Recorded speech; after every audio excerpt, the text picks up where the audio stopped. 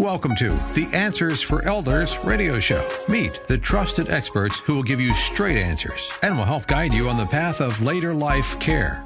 Now, here's your host, founder, caregiver, and CEO, Suzanne Newman. And welcome back, everyone, to Answers for Elders Radio Network. And we are here with Lori Hudson from Hudson Insurance Solutions on behalf of Humana and the Vitality Revolution. And Lori, we have been talking about brain health. We've been talking about spiritual wellness and now intellectual wellness. And we're going to talk about a topic that's really both.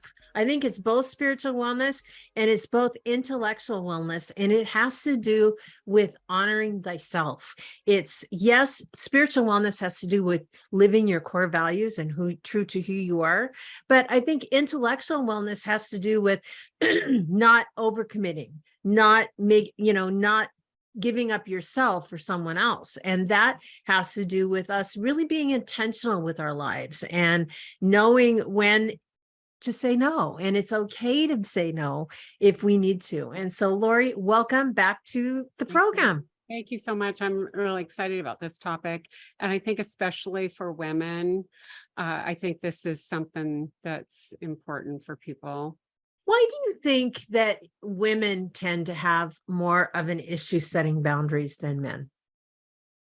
Well, this is just a personal opinion. I'm not a medical professional or anything, but I think that I think that part of it is just how we're wired, and of course we can't, it's not 100% to say all women are wired one way and all men are wired another way, but there are so many similarities. And I think when you think about it, back in caveman days, the men were out hunting and the women were the gatherers, the social, helping each other, taking care of the kids, community. And so I think that we're just kind of wired that way, number one. And then I think number two, it's societal. And I think that we're raised that way. And I think if a man says no, or if a man gets angry, then people don't think anything of it. But if women get angry, you're all of a sudden you're whiny, you're mental, or you're, and I think too, like what you're saying is that for, I think when women are striving to be more of, having more choices in the world. I think, but a lot of us boomer women, we grew up in Ozzie and Harriet world, right? Where women weren't allowed to have opinions, that, they voted how their husband told them to vote.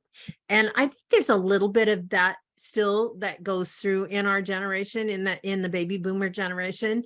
I also think too that when they're mothers, there is no time off. There is no, if you're a homemaker taking care of a home, it's like, and a family, that job is 24/7. There isn't a stop that says, okay, well, I'm taking a break today.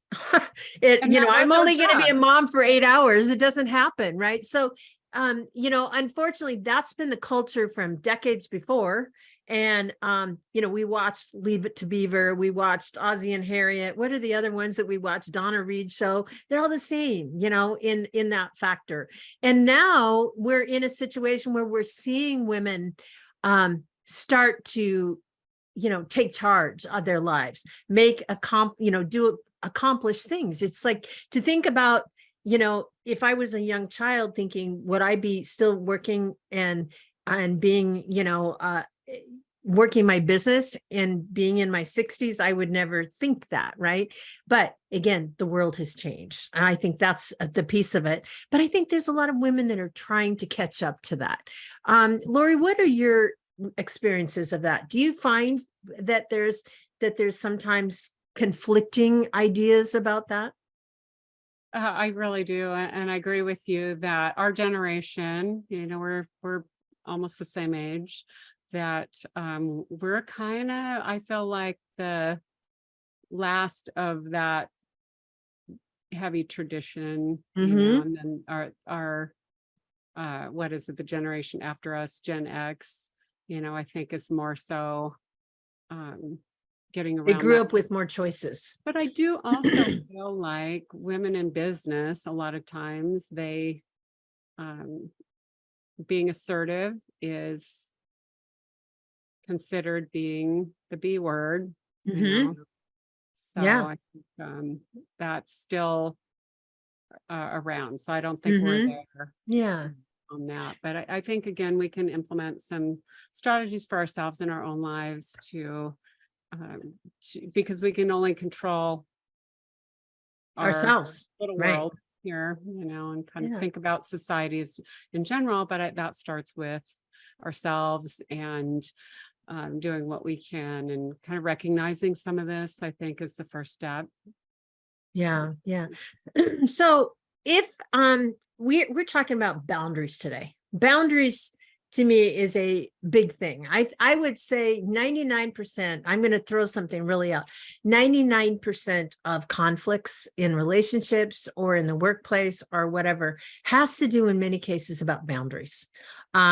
Because obviously one person feels like they were violated to a certain degree, or their expectations on them that they're not willing to, or that they don't resonate with feeling okay about.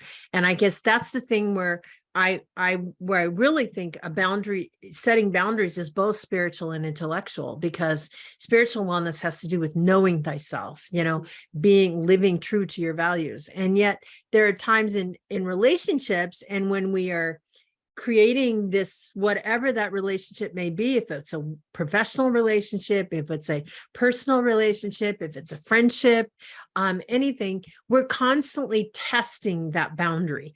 How do you view that? Well, I agree with what you said. And I also feel like if we're in our personal relationships, and this could be at work too, but in our personal relationships, if we're not setting those boundaries and honoring ourselves, we start building up hidden resentments. And I think a lot of women, especially, and this could be men too, but we start building up these resentments towards the other person. They don't even realize what it's about. And then all of a sudden you're having a fight over the toothpaste tube or something, because you've got all these hidden resentments that you haven't laid out there, your boundaries. And so then that manifests in another way. And then all of a sudden you've got all these issues in your relationship. So I think it's really healthy for relationships to set those boundaries. And, what you said earlier, and kind of the theme of some of the things we're talking about with the knowing ourselves, knowing your value, figuring out ourselves and our needs, and not just always putting that on the back burner. Yeah, I remember it was a spiritual practice class that I went through, Center for Spiritual Living. But one of the things, a project that they had us do, is we needed to develop some sort of a symbol and some sort of a display that represents who we are and our core values, which was really interesting. I still have mine. But I came up with, I'll have to show it to you. I came up with 7 core values that were important to me, that lived. And I will never forget that when I kind of figured that out, it was like, wow, this is who I am. But it was, I think, them being more mindful of what I live by helped me, I think, in understanding how to be true to me. And I think that was an exercise that sometimes I don't think a lot of us know what our core values are. We may live every day and not even think about, not only what are they, but what order are they in? When you think about, I went through Tony Robbins' Date with Destiny program, and his program is all about values, right? So here's the thing that's interesting. What if somebody, their number one value is security, and their number 2 value is freedom? That can get a little conflicting, right? Because they want to have all this freedom to be an entrepreneur, but oh no, I have to keep that. So to understand and to rework those values that they can work for you in your life was a big eye opener for me in my world. And really, I was kind of surprised at a lot of those exercises that I went through to get myself to that. Do you find, are you connected to your primary values, and do you think about those, Lori? I do. I've gone through some similar Yeah. courses with that as well. And I think that also when you're talking about those core values and you have a spouse that has their core values are Mm-hmm. so much different than yours, and those, if you're not setting those appropriate boundaries, then you can um, really cause some friction in the relationship that way as well. Mm-hmm. And so I think that when you're in a relationship, thinking about that for your partner as well. What are Mm-hmm. their values? How do those match up? And how do you set those Mm-hmm. boundaries? And really having that open discussion. And, maybe start small. If you're the type of person that you have trouble with those communicating those boundaries, because that's a huge part of it, is communicating, to just start very small on setting maybe a small boundary versus just going all out big, um, setting those huge boundaries, because it can be scary trying to set those. If you've had somebody that has been overstepping that boundary for a long time and you've let them, then you've got to approach that, and that could be a big thing versus maybe starting small. So Lori, I'm really interested in, some tools that you have for helping us remember to honor ourselves and live our values. What can you share? You've got some tips, do you not? I do. And so I'll just touch on these. If people want more information on this, I think we'll probably put this on your website and then Fabulous. on my website as well. So I'll kind of run through these briefly. But knowing your values, we talked about that already, Mhm. really figuring out our core values, being assertive. Sometimes that can be challenging, and something that we need to practice. Being assertive. And I mentioned earlier, starting small. So don't Mhm. start with the big, huge thing, start small, and then practicing that self-care. So we've got to, and it's a very cliche, but you put the oxygen mask on yourself first. So you have to start self-care. You have to take care of yourself first, and then communicate directly, which again, sometimes in the workplace and in relationships, this can be challenging. So you may do a practice with role play Mhm. with somebody, and they can be the other person, and you can practice how that's going to go. Respecting your limits. So we can feel it in our bodies, when we're stretching Yeah.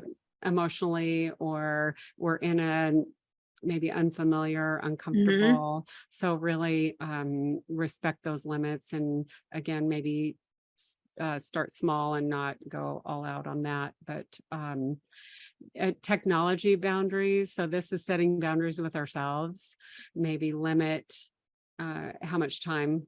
And this could be something that we would want to do with ourselves, but then also we've got kids, grandkids, just kind of setting those technology limits of Mhm. how long we're going down the rabbit hole, because that can affect us mentally as well. Prioritize your social connections. We want to spend time with people who contribute positively to our lives. Amen to So, that one. so we want to spend the most time with the people that are positive influences on us. Mhm. And so sometimes those, that can be an emotional support to deal with the difficult things. If Right. we're spending that positive time. And then delegate responsibilities. So that can be helpful if we're overwhelmed. That can affect us emotionally, mentally, and that can affect our, you got to get the gumption up sometimes to have these difficult conversations. And so that can be helpful. And then just practice saying no, even saying no to the little things. And it's okay to say no. And sometimes we, especially as women, don't feel like it is okay, but it is Mhm. okay to say no.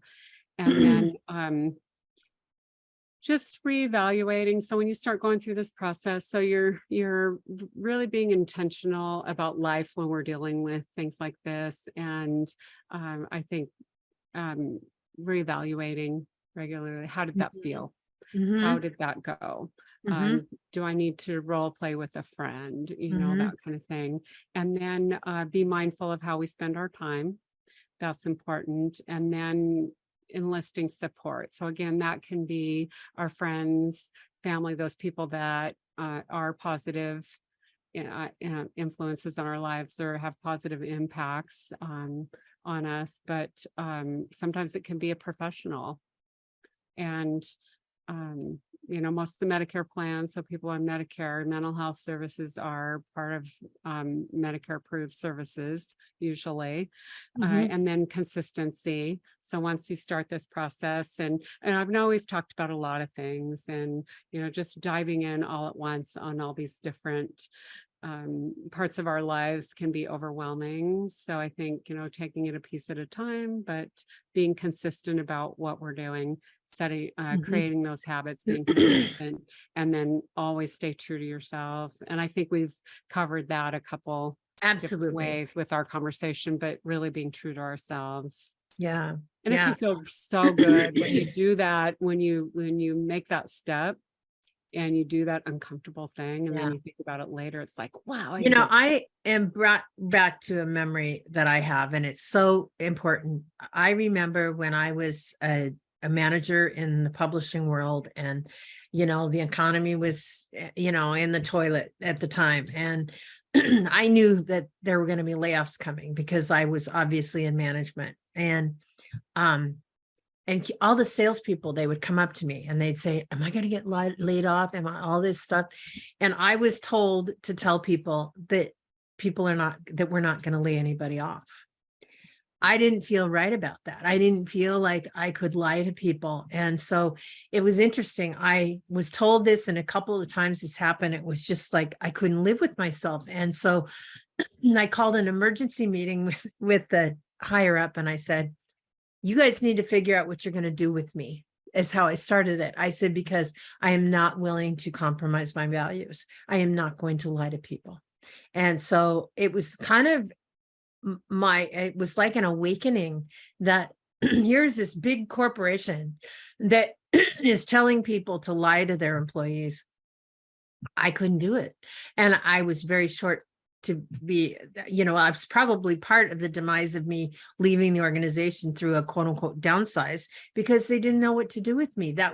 I was not in their quote unquote value system. My value system and theirs was not compatible. I think that a lot of times especially in the workplace, we're asked to be sold out. And I would hope, I guess my point is that the world would be a better place, but also it's okay if it doesn't work. Find something that will. And that's, I think. When you talked about that, I thought about something. I was in a position, which I won't go into, but 20 years ago, and they were the most awful people, and they would just scream at us at the sales meeting in the morning. We would just get screamed at, and I knew I had to get out of there, but I couldn't leave right then. And so I started a practice, and it really helped me. And it was just setting an invisible, which it might sound really stupid, but setting an invisible boundary around myself. Yeah. So I would just visualize I'm in a bubble, and it might sound crazy, but I would just imagine, okay, I'm in a bubble. I'm not letting this get to me. And I would just encase myself in that imaginary bubble every morning. And it really did help. It's just my mental health. That's awesome. And, I got out of there as quickly as I could, but sometimes you can't just leave immediately when you're in a bad situation. So maybe some visualization techniques might help people until they can figure out an exit. So I'm going to end this segment, which is so important, but to thine own self be true. Definitely. Right? Yes. Thank you, Suzanne. Thank you, Lori. And you can reach Lori at Hudson, Hutson, insurancesolutions.com.